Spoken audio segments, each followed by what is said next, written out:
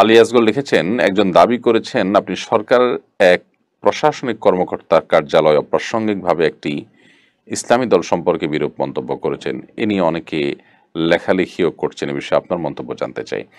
ভাই আলী আসগর, এ ধরনের লেখা আমারও চোখে পড়েছে। আমি অত্যন্ত দ্ব্যর্থহীনভাবে পরিষ্কার করে জানাতে চাই যে কোনো সরকারি কর্মকর্তার কার্যালয়ে কোনো ইসলামিক দল সম্পর্কে বিরূপ মন্তব্যের কোনো ঘটনা আমার দ্বারা ঘটেনি। যে বা যারা এটা লিখছেন, আল্লাহ তাআলা তাদের অন্তরের খবর জানেন, তারা কেন এই সমস্ত করছেন এবং কি উদ্দেশ্যে তারা করছেন। যিনি মূলত লিখেছেন তিনি তার পোস্টটা ইতিমধ্যে ডিলেটও করেছেন এবং অনেকেই তার কথার উপর ভিত্তি করে নানান বাজে মন্তব্য করছেন। সবচেয়ে অবাক হয়েছি যখন দেখি যে একজন মানুষের মুখের কথার উপর আরেকজন মানুষের চরিত্রে আমরা কালিমা দিচ্ছি।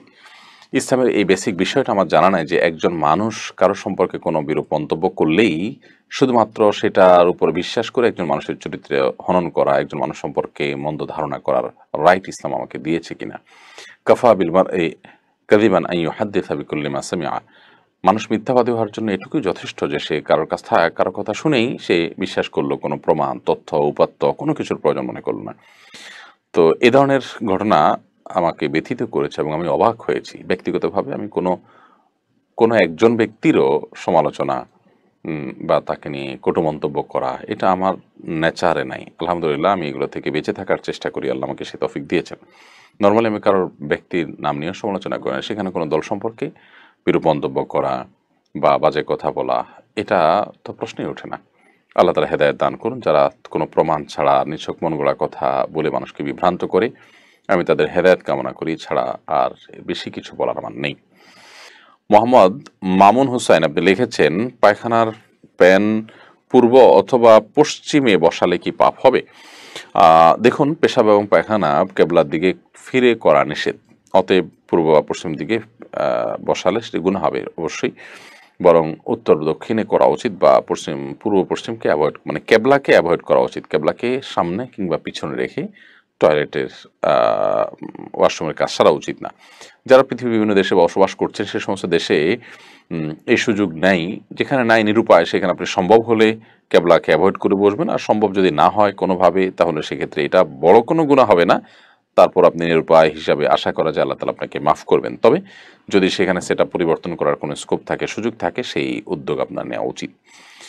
আর এই জন্যই তো অমুসলিম প্রধান দেশে, সমাজে বসবাস করার ব্যাপারে ইসলাম নিরুৎসাহিত করেছে, কারণ সেখানে দ্বীন এবং ইসলাম পরিপূর্ণভাবে পালন করা সম্ভব হয় না। এরপরে জান্নাতুল ফেরদৌস প্রিয়া এই আইডি থেকে আপনি লিখেছেন, আমার স্বামী নামাজ পড়তে চায় না, ওনার জন্য দোয়া করবেন।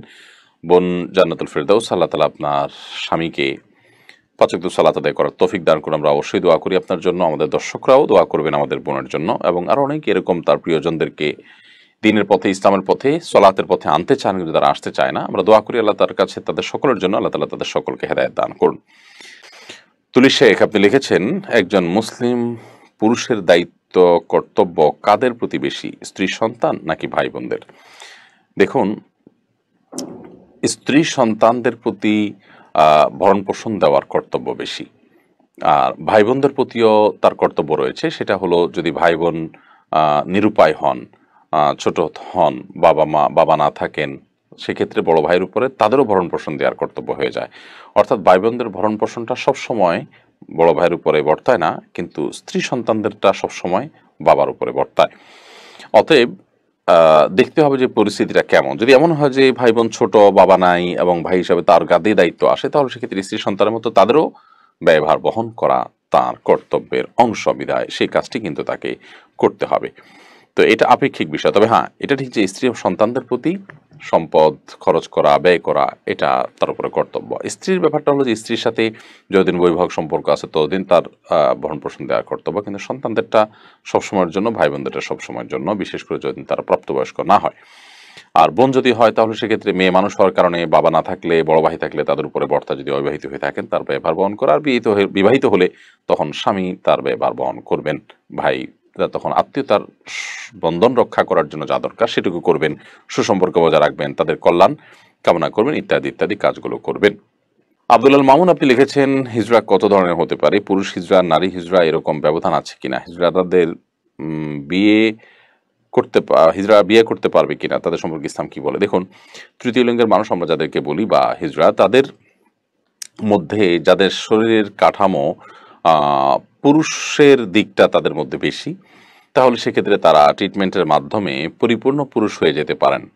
যেহেতু তারা পুরুষই মূলত, নারীর দিকটা তাদের মধ্যে হালকা পাতলা আছে, তারা ট্রিটমেন্টের মাধ্যমে, সার্জারির মাধ্যমে তারা পরিপূর্ণ পুরুষ হওয়ার রাইট রয়েছে। এর বিপরীতে একজন, তার শরীরের কাঠামো সম্পূর্ণ নারীত্বের, সামান্য হয়তো পুরুষ হওয়ার কোনো দিক, পুরুষের কোনো কোনো দিক আছে তার মধ্যে, তাহলে সেটাও ট্রিটমেন্ট করে তিনি পরিপূর্ণ নারীত্ব গ্রহণ করতে পারেন, এই সুযোগ রয়েছে তার। তবে একজন আস্ত পুরুষ, তার শুধুমাত্র মনের সমস্যার কারণে তিনি নারী হয়ে যাবেন কিংবা নারী পুরুষ হয়ে যাবেন, এই সুযোগ কিন্তু ইসলাম রাখেনি। এটা পরিষ্কারভাবে নাজায়েজ এবং আল্লাহ সৃষ্টিতে পরিবর্তন করার শামিল। বিধায় দুটির মধ্যে পার্থক্য আছে। আর হিজড়া বা তৃতীয় লিঙ্গের মানুষ, তারা আল্লাহর বান্দা, শরীয়তের সমস্ত বিধিবিধানগুলো তাদের জন্য প্রযোজ্য হবে, এবং যেটি বলেছি যে তাদের মধ্যে কোন দিকটা প্রাবল্য রয়েছে সেটার উপর ভিত্তি করে ওই ক্যাটাগরিতে পড়ে সেই ক্যাটাগরির বিধান তাদের জন্য প্রযোজ্য হবে। আর কিছু কিছু হিজড়া বা তৃতীয় লিঙ্গের মানুষ আছে যাদেরকে বলা হয় খুনসায় মুশকিল, অর্থাৎ তাদের কোনো এক দিকে ফেলা কঠিন হয়ে যায়। তাদের ইস্যু নিয়ে ওলামা একরামের দীর্ঘ আলোচনা রয়েছে, দীর্ঘ গবেষণা রয়েছে, এবং এটা নিয়ে নানান মতও রয়েছে। তবে এটা ঠিক যে মানুষ হিসাবে তাদের অধিকার পরিপূর্ণভাবে দেওয়ার কথা ইসলাম বলে, তাদের মর্যাদা দেওয়ার কথা বলে, তাদের কর্ম, তাদের শিক্ষা সবকিছুই তাদের পাওয়ার অধিকার রয়েছে। তাদেরকে সামাজিকভাবে কোণঠাসা করে রাখার সুযোগ নেই, তাদেরকে অপমানিত করারও সুযোগ নেই, বিধায় সেটি আমাদেরকে মাথায় রাখতে হবে। তামিম খান লিখেছেন, শরীরের মধ্য থেকে কালো তিল তুললে কি গুনাহ হবে? দেখুন, কালো তিলটা যদি অসুস্থতার পর্যায়ে পড়ে, বিরক্তির পর্যায়ে পড়ে, আপনার জন্য সমস্যার পর্যায়ে পড়ে, তাহলে সেক্ষেত্রে আপনি এটা তোলার জন্য সার্জারি ইত্যাদি করতে পারেন। কিন্তু এছাড়া যদি আপনি এটি সার্জারির উদ্যোগ নেন, এটি আপনি কোনো জাস্ট শরীরে সৌন্দর্যের জন্য যদি এরকম কিছু করেন, নতুন করে এক জায়গা তিল অন্য জায়গা হলে সুন্দর হবে সেখানে সেট করলেন, এরকম যদি হয়, সেটা ইসলামের শরীয়তের দৃষ্টিকোণ থেকে গ্রহণযোগ্য নয়। দেখুন, শয়তানের অন্যতম একটা কর্মসূচি হলো যে সে মানুষের আল্লাহর সৃষ্টিতে সে পরিবর্তন সাধন করার চক্রান্ত করবে নানাভাবে।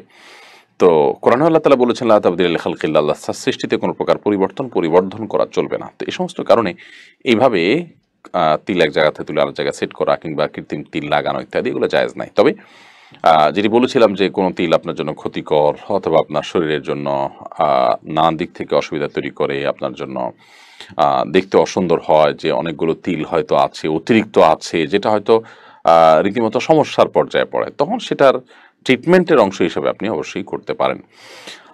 লুৎফুর রহমান আপনি লিখেছেন, আমার মা মাগরিবের সময় 5টা মোমবাতি দিয়ে আসন জ্বালিয়ে নামাজ পড়েন, বলেন এটা ওনার পীর দিয়েছেন, স্বপ্নে পেয়েছেন, এটার বিধান কি? দেখুন,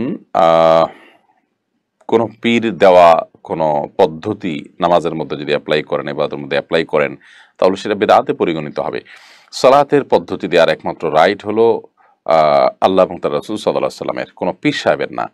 আমাদেরকে ইবাদত করতে বলা হয়েছে আল্লাহর নির্দেশ অনুযায়ী, নবী সাল্লাল্লাহু আলাইহি ওয়াসাল্লামের পদ্ধতি অনুযায়ী, কোনো পীর সাহেবের পদ্ধতি অনুযায়ী না।